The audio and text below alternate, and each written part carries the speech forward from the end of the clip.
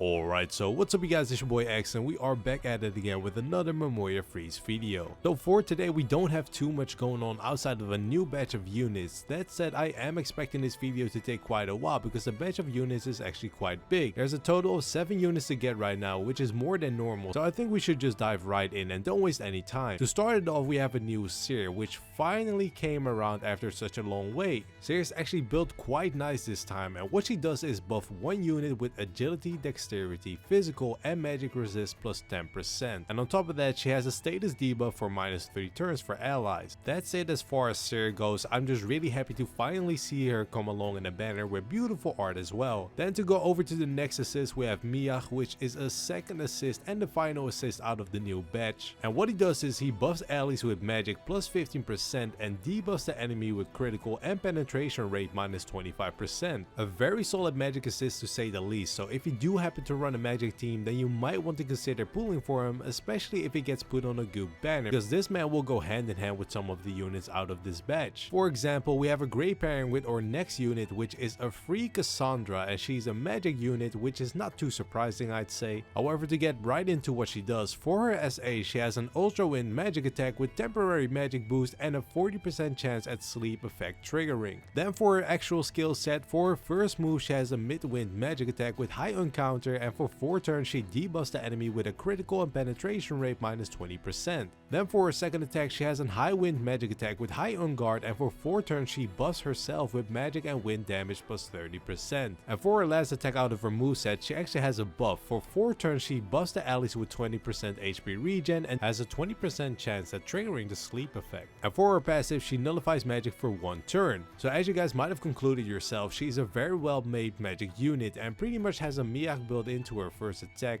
so if you're looking for a solid addition to your magic team for free, then Cassandra is the one for you. Then we continue the magic streak with a magic Reveria. For her SA, she has an ultra light magic attack with ultra on guard, and for each magic buff on herself, she buffs her skill damage plus 30% and also has a 40% seal chance as well. Then for her actual skill set, for her first move she has a fast slow light magic attack with ultra encounter, and for 3 turns she buffs allies with magic, agility and light damage plus 25%. Then for her second attack she has a super light magic attack with ultra on guard and a temporary magic boost, and for 2 turns she debuffs the enemy's agility with -40%. Then for her last skill out of her moveset, she has a high light magic attack with ultra penetration rate, and for each magic buff on herself she buffs herself with a skill damage plus 35%. And for her passive, she debuffs heal rate -25% for 4 turns. Now so far this has been magic galore for this batch, and they are actually very solid all things considered. But for now we'll leave the magic units because we got some physical units to discuss as well. And who better to start off physical units than Daphne? She's a balance and beast killer unit, and to dig into her skill set, for her SA she has an ultra wind physical attack with ultra on guard and a temporary STR boost. And for 1 turn she debuffs the enemies with physical and magic resist -40%. Then for her actual skill set, for her first attack she has a fast high wind physical attack with a high encounter rate. Now this is the part where it gets interesting for this unit, because for her second move she has a fast buff. She buffs allies for 20% heal, and for 3 turns she also buffs allies with a 20% HP regen, and on top of all that she debuffs the enemies with STR and agility and physical resist -25%. Then for her third and last attack out of her moveset, she has another buff, and this time it's a slow buff. For 3 turns she buffs allies STR and wind damage plus 30%, and she also removes STR buffs from your allies as well. All around a very interesting unit, which is slightly different than what we're used to from physical units, and I'm really interested to see how she will perform in game. It's definitely a unit to look after. But to move on from Daphne for a second, we take a look at our best Neko friend Anya, which is also a physical and a beast killer unit. Then to go into what she does, for her SA she does an ultra light physical attack, and for each STR buff on herself she buffs her skill damage plus 60%, and on top of that for 3 turns she self buffs yet again with STR and light damage plus 90%. Now that's a lot of buffing going on, and it doesn't even stop right there, because for her first attack from her skill set she has a buff as well. For 4 turns she buffs allies with 30% HP regen and buffs herself with an STR and light damage plus 60%. Then for her second attack she has a mid-light physical attack with high on guard, and for 4 turns she debuffs the enemies with physical and light resist -30%. At last we have her third and also the final attack out of her skill set. She has a super light physical attack with a high critical rate, and she removes the extra enemies, SCR, and magic buffs as well. Then for her passive, she has a dark resist plus 25% and a counter attack with a light element. Then we arrived at the last unit out of the batch and we have a physical beat. Now for his SA, he has an ultra light physical attack with an ultra in guard, and for each SCR buff on himself, he gets skill damage plus 35% and an HP drain for 10%. Then to get into his actual skill set, for his first attack he has a low light physical attack, and for 3 turns he buffs himself with STR and light damage plus 70%.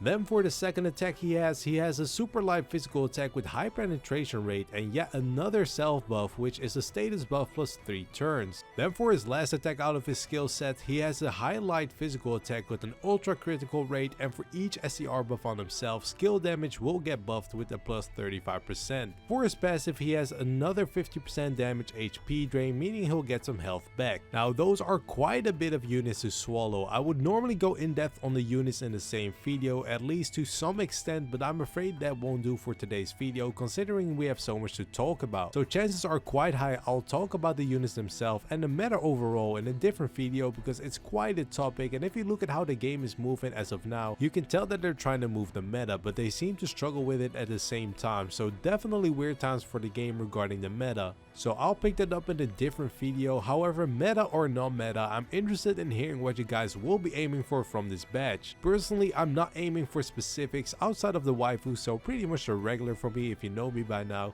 But let me know down below in the comments which you guys are definitely aiming for and why. Good luck on all your pulls for anyone watching, and with that said, we are moving on to the other stuff that came along with the units batch. For example, the second part of the argonaut rerun will start. Now there's nothing surprising here, most of you guys already know what the deal is with these units, so good luck for anyone aiming to get anything out of it. Personally, I will be trying to get Orna, and the rest I'll just skip. Hopefully I can skip out on some bonds for Argo and get some bonds for Orna herself. So outside of assist, I'm not really too interested, but I know for a fact there's quite some people out there missing a bond here and there, so good luck whilst you're pulling. Then to discuss the login bonuses, because we get a total of 2 new login bonuses to work with. Those will be on your screen right now. It's a total of 570 iris to get here, so it's definitely a welcome amount at any given time. We also have the heroic trails coming back along with the regular war games and the Dark Reveria Record Buster. The war game will start at the 26th and the Record Buster will start at the 1st of January, so there's definitely some time in between those two.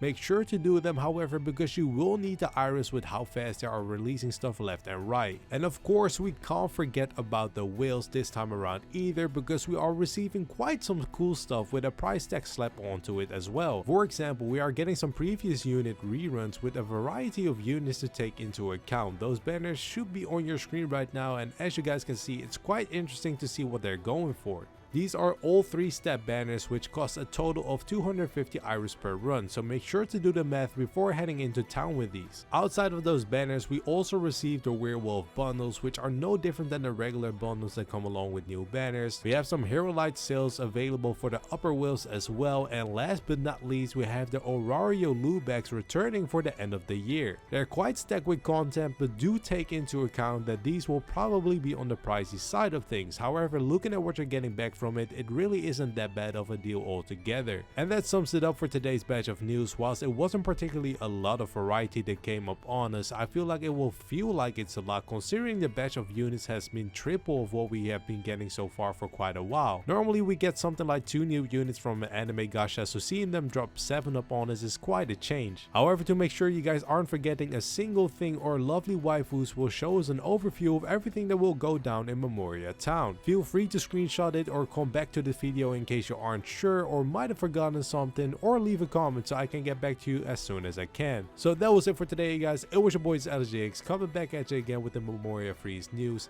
Stay happy, stay blessed, and I'm out. Peace.